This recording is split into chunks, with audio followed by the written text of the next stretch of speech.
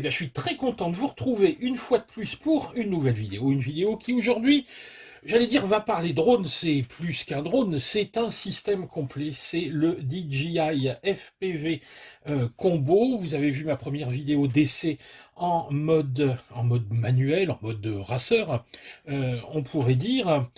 Aujourd'hui, je reviens un petit peu sur cet appareil pour parler d'un sujet qui est un sujet souvent sensible, qui est le sujet de la portée. Alors, on voit souvent des histoires de portée. Oui, moi, je vais à 3 km, à 4 km, à 10 km, à 100 km. Bref, est-ce que c'est vraiment utile d'aller loin? Pas forcément, mais vous allez voir qu'il faut quand même en parler de portée.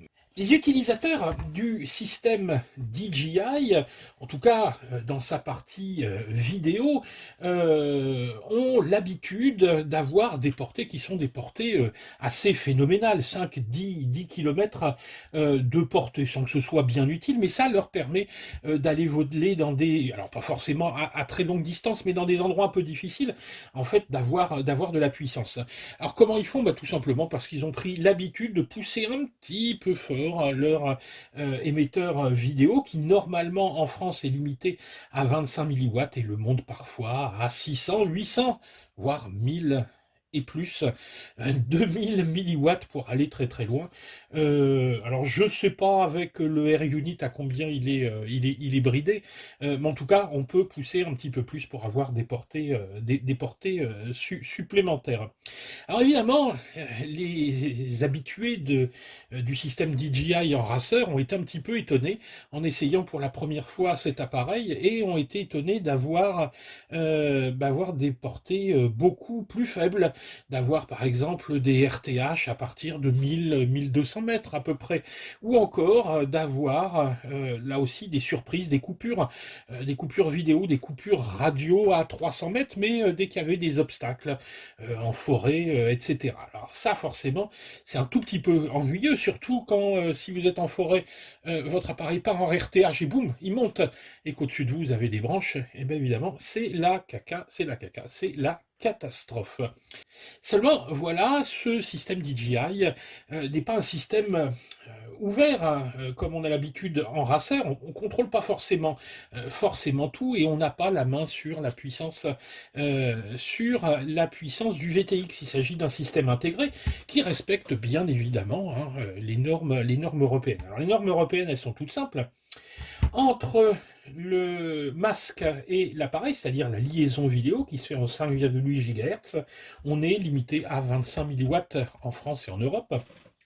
En France.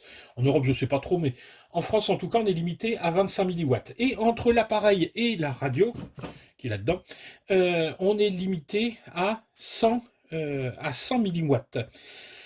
Alors que ben, les utilisateurs américains, eux, n'ont pas ces limites. Ils sont dans un mode qu'on appelle FCC, qui est le mode international, et eux ont accès à des puissances non bridées de la part de cet appareil. Alors la question, évidemment, que beaucoup se sont posées dès le départ, est-ce qu'il était possible de faire passer ce DJI qui est en norme EU, en norme européenne, en mode FCC? Est-ce que c'est facile? Est-ce que c'est dangereux? Ben oui, c'est possible. Oui, c'est possible. Oui, c'est facile. Alors, ce qu'on va faire, c'est que je vais vous montrer comment on fait. Vous allez voir que c'est ultra facile à faire. Et ensuite, on va parler un petit peu, on parlera après des conséquences. Voilà, on se retrouve maintenant devant l'ordinateur. On va essayer, ben, je dis bien essayer parce que je vais la faire en direct avec vous. Donc on va essayer cette manip qui va donc consister à passer notre drone DJI FPV en mode FCC, comme je vous l'ai expliqué. Alors, la première étape, elle est relativement simple. On va aller sur, ici, le site des développeurs Beyond. Je vous mets en description l'adresse de cette page. Donc, bah voilà, donc il me dit Unlock my drone now. On y va. Alors, on commence. Start. Alors, qu'est-ce que je dois faire? Allumer votre drone. Donc, bien sûr, moi j'ai enlevé mes hélices, hein, comme toujours. Ça, je vous explique pas pourquoi. Donc, on va brancher la prise. Hop, voilà. Comme d'hab, un appui court, un appui long. le bruit, ça c'est la classe. Ensuite, donc ça c'est fait. Je passe sur Next. Allumer les goggles. Tiens, au passage, on dit goggles, hein, pas googles. C'est les lunettes. Donc, un appui court, un appui long. Voilà. Donc, les lunettes se mettent en route. Ensuite, Next. Il me dit de connecter donc avec l'USB-C. Donc ici je suis en USB sur mon ordinateur. Je vais me connecter en USB-C donc à l'avant de l'appareil. Il a fait titit, donc il repère ça. Je fais Next. Alors là, il va scanner pour repérer notre drone. Je wait. Voilà, Next. Tac. Qu'est-ce qui me met connecté? Bon, c'est ici. Hein. Périphérique série USB. Donc, je mets connexion. Il se connecte. Tac. Ça unlock. Bon, ça a l'air de marcher. C'est super rapide. Et ben voilà, c'est fait. Hein, vite fait, bien fait. Il n'y avait rien d'autre à faire. Voilà, vous venez de voir qu'il n'y a évidemment pas plus simple que de passer ce drone DJI, et en fait tout le système en mode FCC. Alors, est-ce que ça marche? Parce qu'après, c'est bien gentil, là, on vient de voir un truc sur l'ordinateur, unlock, machin, truc, mais est-ce que ça fonctionne? Si on en croit les photos qui sont données par le site Beyond, eh ben, ça a l'air de fonctionner. Regardez, je vous montre leurs photos, regardez la comparaison ici. On passe de puissance, alors ce sont des sorties réelles ici, hein, c'est-à-dire qu'ils mesurent la puissance directement à la sortie, de 1,25 mW à 313 mW.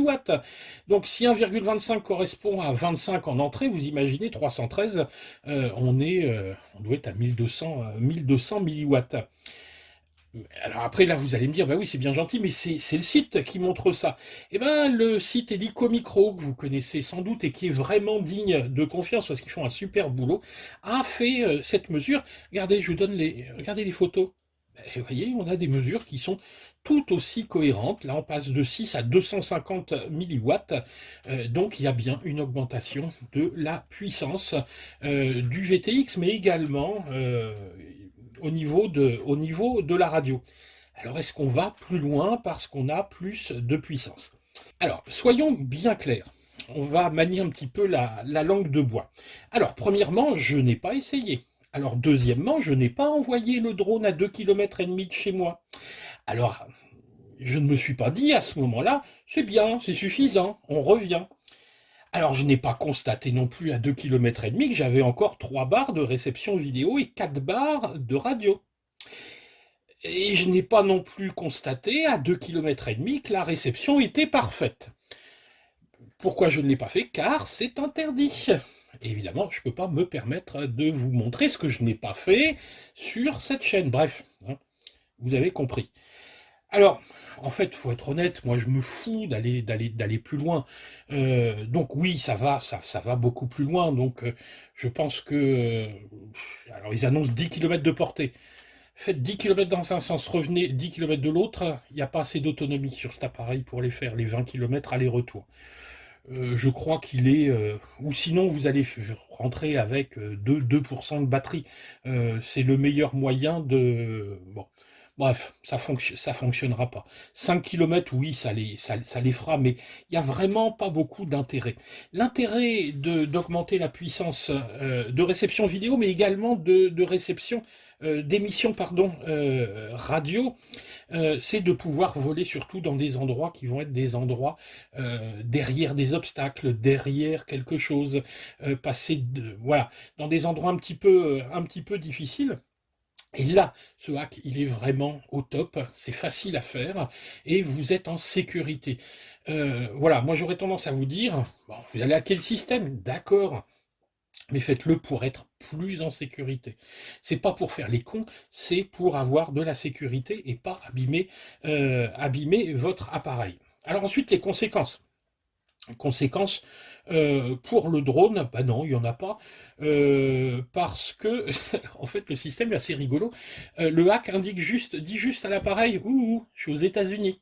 Et là, plip, le drone se déverrouille tout seul, c'est-à-dire qu'il a l'impression, il croit, on lui donne l'information qu'il est aux États-Unis et qu'il doit se déverrouiller.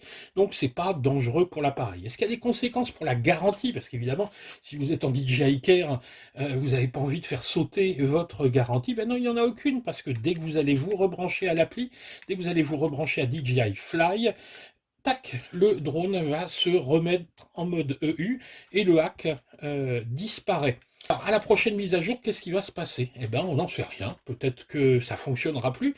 En attendant, c'est gratos, c'est facile. Bon, voilà, moi j'ai décidé de le faire. Ça me permettra de voler en sécurité. Surtout que si j'arrive à le faire, le prochain vol sera un vol dans les ruines où je passerai derrière des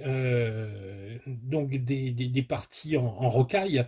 Donc je me sentirai bien mieux avec ce hack. C'est pas avec le but d'aller très très loin. Bref, ben, je vais le laisser comme ça. Je le renverrai à JF, hein, parce que vous savez que c'est pas le mien. Je le renverrai à JF débridé. Évidemment, lui, quand il va le récupérer, il va le rebrider tout de suite, hein, j'imagine. Bref, il est grand, et vous aussi. Donc, ben voilà. On est grand. Allez, moi, je suis tellement grand que je vais aller m'amuser de nouveau avec ce beau joujou que j'ai encore pendant une quinzaine de jours. Alors, si cette petite vidéo vous a plu, surtout, vous n'oubliez pas, comme d'habitude, un pouce vers le haut. Si vous n'êtes pas abonné, vous abonnez. Et surtout, surtout, hein, si vous faites des achats chez nos partenaires, pensez à utiliser nos liens. Ça permet de, ben voilà, nous présenter des trucs qui vous distraient un petit peu.